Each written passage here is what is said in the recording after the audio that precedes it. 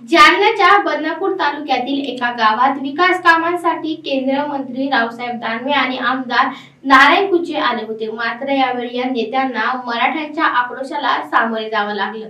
आक्रमक झालेल्या मराठा पाहून रावसाहेब दानवे आणि आमदार आल्यापावली त्यांनी माघार घेतली आहे।